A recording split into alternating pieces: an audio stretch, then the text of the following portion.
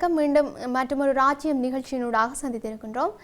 America India இடையே வர்த்தக பேச்சுவார்த்தைகள் தீவிரமடைந்து வரும் நிலையில் இந்தியாவிற்கு ஒரு கெட்ட செய்தியாக ட்ரம்ப் நிர்வாகத்திடமிருந்து மிரட்டல் விடுக்கப்பட்டிருக்கின்றது. ரஷ்யாவுடன் தொடர்ந்து வர்த்தகத்தில் ஈடுபட்டால் இந்தியா உள்ளிட்ட நாடுகள் பொருளாதார தடைகளை சந்திக்க நேரிடும் என்று 500% வரிகளை எதிர்கொள்ள வேண்டும் என்றும் எச்சரித்திருக்கின்றார்கள். அது மட்டுமன்றி ஜனாதிபதி விளாடிமிர் புடின் 50 நாட்களுக்குள் உக்ரைனில் மோதலை முடிவுக்கு கொண்டுவர தவறினால் ரஷ்யா மீது 100% இரண்டாம் நிலை வரிகளை விதிக்க நேரிடும் என்று ஜனாதிபதி டொனால்ட் ட்ரம்பும் ஏற்கனவே எச்சரித்திருந்தார். இதனிடையே கிரஹாம் மற்றும் ப்ளூமெந்தாலின் கூட்டு அறிக்கையில் சீனா, இந்தியா மற்றும் பிரேசில் உட்பட நாடுகள் மலிவான ரஷ்ய எண்ணெய் மற்றும் எரிவாயுவை வாங்குவதன் மூலம் உக்ரைனுக்கு எதிரான புடினின் போர் முன்னெடுப்புகளை ஆதரித்திருக்கின்றனர்.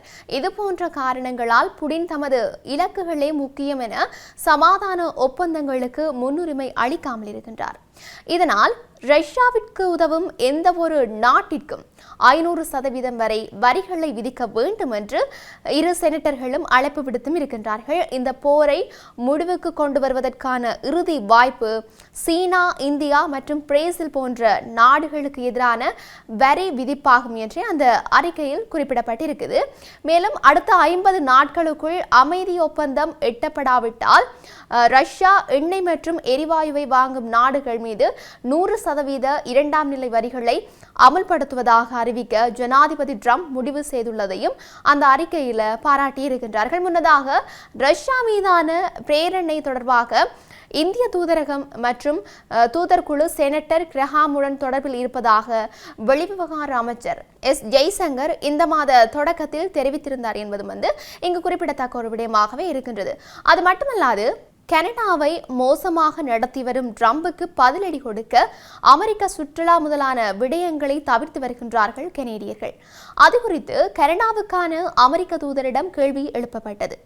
கனேடியர்கள் அமெரிக்காவை புறக்கணிப்பது குறித்து ட்ரம்ப் என்ன நினைக்கின்றார் என்ற கேள்விக்கு பதிலளித்த கனடாவுக்கான அமெரிக்க தூதர் ட்ரம்பும் அவரது குழுவினரும் சிலரும் கனேடியர்கள் இழிவாக நடந்து கொள்வதாகவும் அவர்களுடன் பழகுவது விரும்பத்தகாது என்றும் கூறியுள்ளதாக தெரிவித்திருக்கின்றார். இந்த நிலையில பிரிட்டிஷ் கொலம்பியா கனடிய மக்கள் அமெரிக்காவை இன்னமும் அதிகமாக புறக்கணிக்க வேண்டும் என்று கேட்டுக்கொண்டும் இருக்கின்றார்.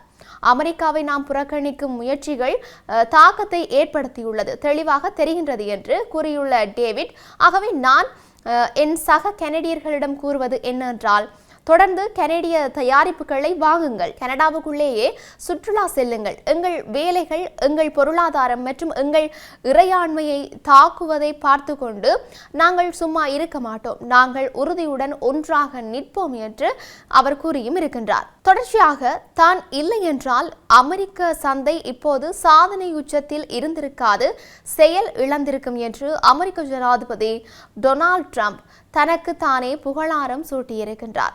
இதுகுறித்து அவர் சமூக வலைதளத்தில் வெளியிட்டுள்ள பதிவில் கூறியிருப்பதாவது: அமெரிக்க நிதியமைச்சர் ஸ்காட் பெசன்ட் பெடரல் ரிசர்வ் தலைவர் ஜெரோம் பவலை நீக்குவதற்கு எனக்கு அறிவுறுத்தல்களை வழங்கியதாக பத்திரிகை ஒரு விளக்கமான பொய்யான கதையை வெளியிட்டிருக்கின்றது. அதை யாரும் எனக்கு விளக்க வேண்டியதில்லை. சந்தைக்கு எது நல்லது, அமெரிக்காவிற்கு எது நல்லது என்பது வேறு யாரையும் விட எனக்கு நன்றாக தெரியும். நான் இல்லை என்றால் சந்தை இப்போது சாதனை உச்சத்தில் இருந்திருக்காது, அது செயலிழந்திருக்கும். எனவே உங்கள் தகவலை சரியாக வெளியிடுங்கள். மக்கள் எனக்கு விளக்கவில்லை, நான் அவர்களுக்கு விளக்குகின்றேன். இவ்வாறு ட்ரம்ப் கூறியுள்ளார். வழக்கமாக கடந்த சில தினங்களாக தன்னை பெருமையாக ட்ரம்ப் பேசி வருகின்றார். அதற்கு ஒரு உதாரணம், நான் தான் பல்வேறு நாடுகளில் நிகழும் போர் மற்றும் சண்டைக்கு முடிவுரை எழுதி வருகின்றேன். எனக்கு அமைதிக்கான நோபல் பரிசு வழங்க வேண்டும் என ட்ரம்ப் பேசி வருவது இங்கு சுட்டிக்காட்டத்தக்க ஒரு விடயமாகவே இருக்கின்றது. இவை ஒரு புறம் இருக்க, மத்திய காசாவில் இஸ்ரேல் நடத்திய தரைவழி தாக்குதல்களில் இஸ்ரேலின் உதவி நடவடிக்கைகளில் இருந்து உணவை பெற முயன்ற நூற்றுக்கணக்கான காசா மக்கள் கொல்லப்பட்டிருக்கின்றார்கள். இந்த நிலையில் குறித்த தாக்குதலுக்கு ஐரோப்பிய மற்றும் ஆஸ்திரேலிய நாடுகள் கடும் கண்டனத்தை கூட்டு அறிக்கை ஒன்றின் மூலம் வெளியிட்டிருக்கின்றன. எனினும் இந்த அறிக்கை உண்மைகளுக்கு புறம்பானது என இஸ்ரேலின் வெளியுறவு அமைச்சக செய்தி தொடர்பாளர் தெரிவித்திருக்கின்றார்.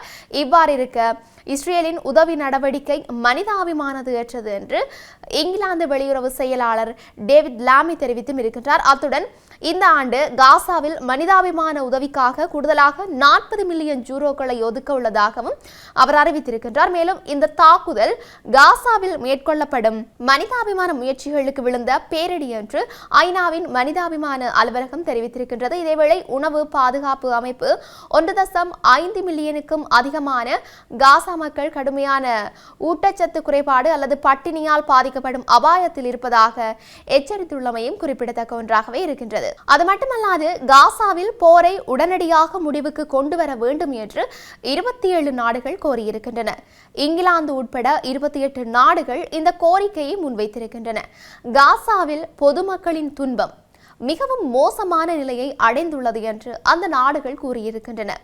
இஸ்ரேலின் உதவி என்ற திட்டம் ஆபத்தாக மாறியுள்ளது என்று குறிப்பிட்டுள்ள இந்த நாடுகள் உணவை தேடி வரும் மக்களுக்கு உதவிகளை குறைத்து வழங்குவது மற்றும் பொதுமக்களை மனிதாபிமானமற்ற முறையில் கொள்வது என்பது ஏற்றுக்கொள்ள முடியாத செயல்கள் என்று இந்த நாடுகள் குறிப்பிட்டிருக்கின்றன. எனினும் இஸ்ரேலின் வெளியுறவு அமைச்சகம் குறித்த நாடுகளின் கண்டங்களை நிராகரித்துள்ளது. இந்த கண்டங்கள் ஹமாஸுக்கு தவறான செய்தியை அனுப்புவதாக இஸ்ரேலிய வெளியுறவு அமைச்சகம் குறிப்பிட்டும் இருக்கின்றது. இவையொருபுறம் இருக்க, பங்களாதேஷில் நேற்று இடம்பெற்ற விமான விபத்தில் உயிரிழந்தவர்களின் எண்ணிக்கை 27ஆக அதிகரித்துள்ளதாக அந்த நாட்டு அதிகாரிகள் தெரிவித்திருக்கின்றார்கள். விமானம் விழுந்த பாடசாலை கட்டிடத்தில் இருந்து மீட்கப்பட்ட 27 பேரின் சடலங்களில் குறைந்தது 25 பேர் சிறுவர்கள் என்று அதிகாரிகள் நேற்றைய தினம் உறுதிப்படுத்தியிருந்தார்கள். மேலும் 88 பேர் வைத்தியசாலையில் அனுமதிக்கப்பட்டுள்ளதாகவும் அதிகாரிகள் குறிப்பிட்டிருக்கின்றார்கள். பங்களாதேஷ் தலைநகர் டாக்கா குர்மிடோவில் உள்ள விமானப்படை தளத்தில் இருந்து வழக்கமான பயிற்சி பணிக்காக திங்கட்கிழமை பிற்பகல் 1:06 மணிக்கு புறப்பட்ட சிறிது நேரத்திலேயே விமானம் விபத்துக்குள்ளானது. விமானத்தில் இயந்திர கோளாறு ஏற்பட்டமையே விபத்துக்கு காரணம் என்று ராணுவம் தெரிவித்திருந்தது. குறித்த விமானம் அந்த பகுதியில் உள்ள பாடசாலை மீது மோதி விபத்துக்குள்ளாகி இருந்தது. இந்த விபத்து தொடர்பில் தலைமை சுகாதார ஆலோசகரின் சிறப்பு உதவியாளர் செய்தியாளர்களிடம் கூறுகையில் 27 பேர் உயிரிழந்துள்ளார்கள் மற்றும் 88 பேர் தீக்காயங்களுடன் வைத்தியசாலையில் அனுமதிக்கப்பட்டு இருக்கின்றார்கள். உயிரிழந்தவர்களின் 25 குழந்தைகள், ஒரு ஆசிரியர் மற்றும் விமானி ஆகியோர் அடங்குவதாக அவர் சுட்டிக்காட்டியும் இருந்தார். இந்த விபத்தை அடுத்து அந்த நாட்டு அரசாங்கம் ஒரு நாள் தேசிய துக்க தினத்தை அறிவித்தும் இருந்தது. இதன்படி பங்களாதேஷ் 2011ஆம் ஆண்டு 16 விமானங்களுக்கான ஒப்பந்தத்தில் கையெழுத்திட்டதுடன் விநியோகங்கள் 2013ஆம் ஆண்டு நிறைவடைந்திருந்தமையும் குறிப்பிடத்தக்க ஒன்றாக இருக்கின்றது.